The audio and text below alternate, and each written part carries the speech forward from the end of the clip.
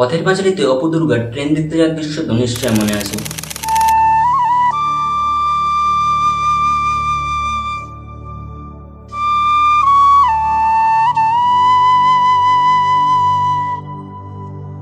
দৃশ্যটিতে ফুটিয়ে তোলা হয়েছে তারা দুজনে কাশবনের মধ্যে দিয়ে ট্রেন দেখতে যাবে এবং দিদি কোনো রকমে রেগে গিয়ে চলে যায় এবং অপু তাকে খুঁজতে খুঁজতে ইতিউতি তাকিয়ে কাশবনের মধ্য দিয়ে যায়। তো যদি ভেবেছিলেন এটা আর কি বড় কথা, খুব সহজে ফুটিয়ে তোলা যাবে।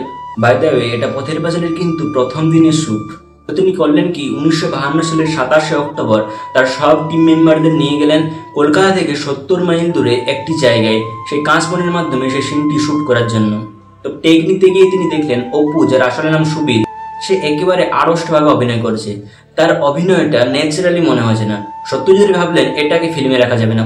তো তিনি করলেন কি, তার কিছুগুলো সহকর্মীকে কাশবনের মধ্যে লুকিয়ে পড়তে বললেন এবং অপু যখন তার দিদিকে খুঁজতে খুঁজতে যাবে তখন তারা যেমন অপুকে সুবীর সুবীর সুবীর বলে বলে ডাকে।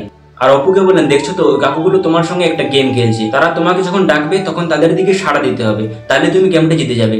ফাইনালি যখন শ্যুটটা নেওয়া হলো ঠিক একেবারে পাকাপাকি ভাবে উতরে গেল। এভাবেই তিনি শ্যুট করেছিলেন এই সিনটা।